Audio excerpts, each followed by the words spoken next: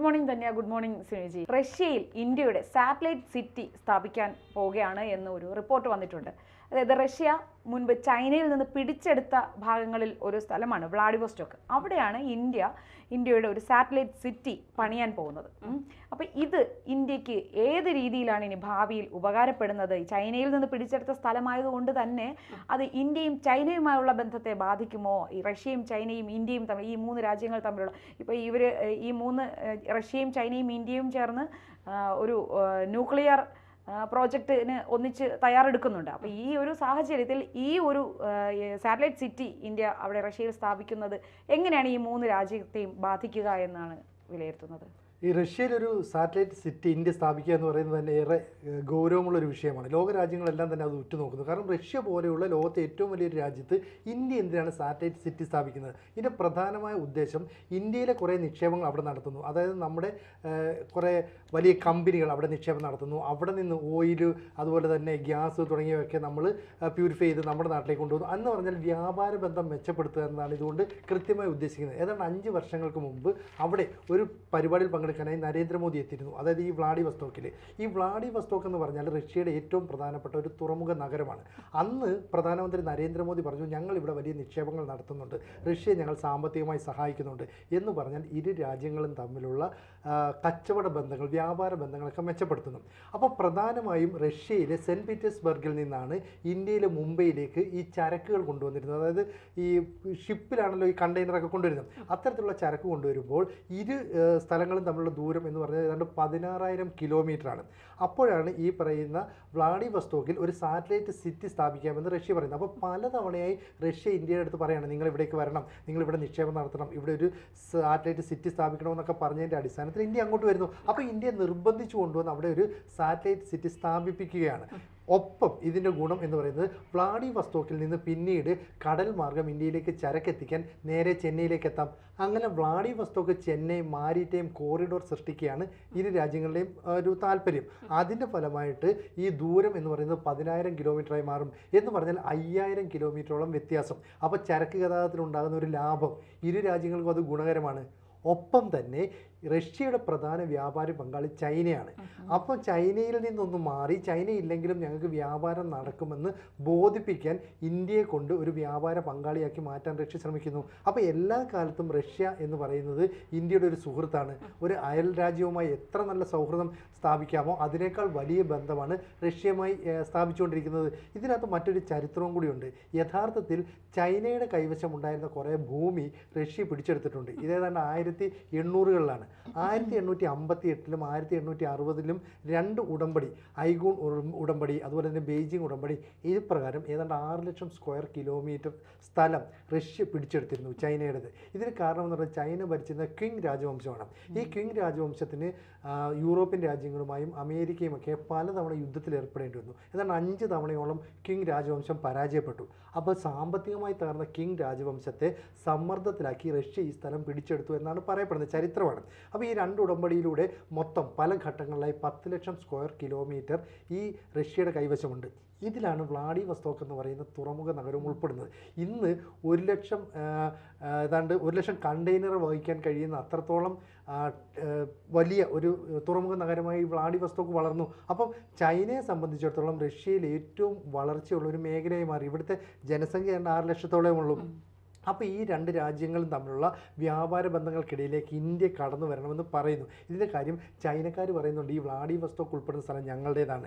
ചൈനയിലെ മാധ്യമങ്ങൾ, social media, ചില ദേശീയവാദികൾ ഇവരൊക്കെ പറയുന്നുണ്ട്. പക്ഷേ ധൈര്യത്തോടെ റഷ്യ അടുത്ത് നിന്ന് ഇതിങ്ങോട്ട് ഇത് ഞങ്ങളുടെയാണെന്ന് പറയാൻ അവർക്ക് പറ്റുന്നില്ല.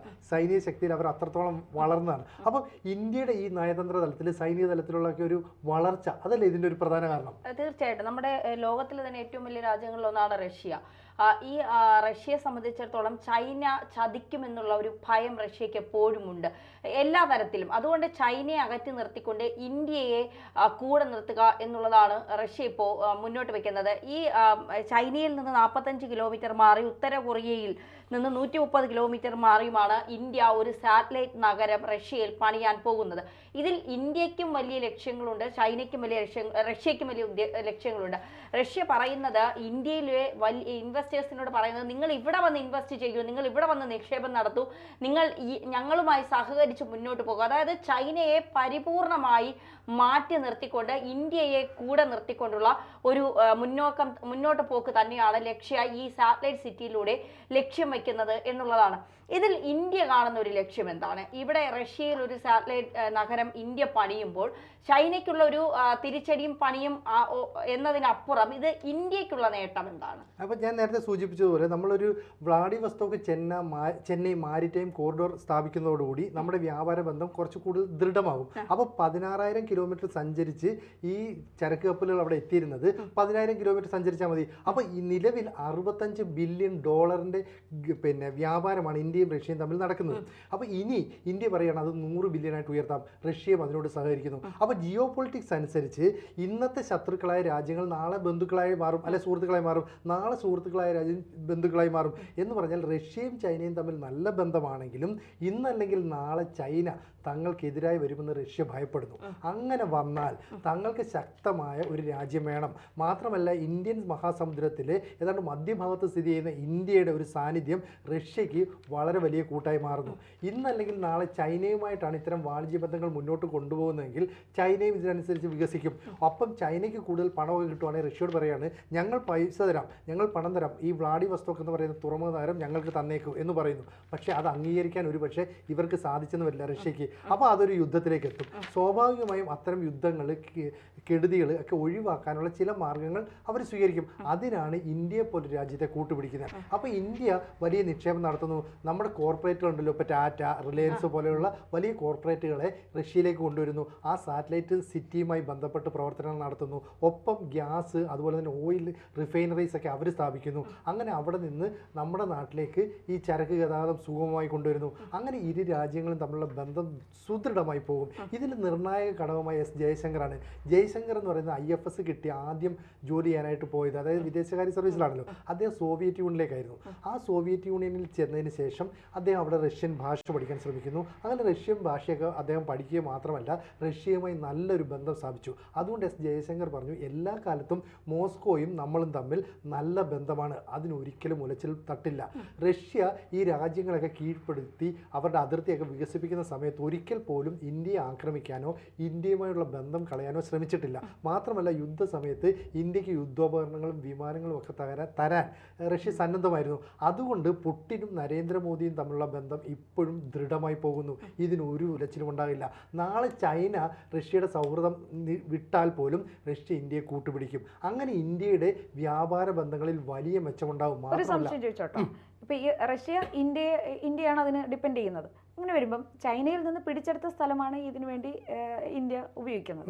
അപ്പോൾ നാളെ ഒരു സമയത്ത് ചൈനയ്ക്ക് ഈ സ്ഥലത്തിൽ ഒരു കണ്ണ് വരികയും അവർക്ക് തിരിച്ചു പിടിക്കണമെന്ന് തോന്നുകയോ, എൻ്റെ ഒരു സംശയമാണ്, തോന്നുകയോ ചെയ്യുമ്പോൾ അപ്പോൾ സ്വാഭാവികമായിട്ടും ചൈന അത് ഇന്ത്യക്ക് നേരെ ഇന്ത്യയല്ലേ അതിനെ സമീപിക്കേണ്ടി വരുന്നു. അപ്പോൾ ഈ ചൈനയും ഇന്ത്യയും തമ്മിലുള്ള ബന്ധം കൂടുതൽ വഷളാവാൻ ഇതിൽ വല്ല സാധ്യത? അതായത് റഷ്യയുടെ സ്വാർത്ഥതയ്ക്ക് വേണ്ടിയിട്ട് ഇന്ത്യയെ ഉപയോഗിക്കുന്നു എന്ന രീതിയിൽ ഇതിനെ നോക്കിക്കാണേണ്ടതുണ്ടോ? ചൈനയ്ക്ക് ഇന്ത്യയോടുള്ള ദേഷ്യം കൂടും, അസൂയ കൂടും, അതൊക്കെ ഉണ്ട്. പക്ഷേ ഇന്ത്യയെ ആക്രമിച്ചിട്ടോ ഇന്ത്യ അറ്റാക്ക് ചെയ്തിട്ടോ ഒരു കാര്യമില്ല. കാരണം ഇത് റഷ്യയുടെ കയ്യിലിരിക്കുന്ന സ്ഥലമാണ്. അവരുടെ കയ്യിലുള്ള 10 ലക്ഷം സ്ക്വയർ കിലോമീറ്റർ സ്ഥലത്തിൽ, അതായത് ചൈനയുടേതായ സ്ഥലം, ഈ സ്ഥലം റഷ്യ വികസിപ്പിച്ചെടുത്തു. അതിൻ്റെ ഫലമായിട്ടാണ് അവരൊരു തുറമുഖ നഗരം ഈ വ്ളാഡിവോസ്റ്റോക്ക് എന്ന് പറയുന്ന സ്ഥലത്തേക്ക് സ്ഥാപിക്കുന്നത്. അപ്പോൾ ഈ സ്ഥലം തിരിച്ചു പിടിക്കണമെന്ന് ചൈനയ്ക്ക് എക്കാലത്തും ആഗ്രഹമുണ്ട്. അവിടുത്തെ മാധ്യമങ്ങൾ അത്തരം പറച്ചിലുണ്ട്.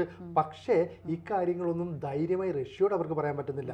ഇനി ഇന്ത്യയുടെ അടുത്ത് ഇവർ വിരോധം കാണിച്ചു എന്ന് വെച്ചു, റഷ്യ നേരെ ചൈനയ്ക്കെതിരെ തിരിയും. റഷ്യ തിരിഞ്ഞാൽ ചൈന തകർന്നു പോകും. കാരണം ഈ വ്യാപാര ബന്ധങ്ങൾ റഷ്യയും ചൈനയും തമ്മിൽ വളരെ വലുതാണ്.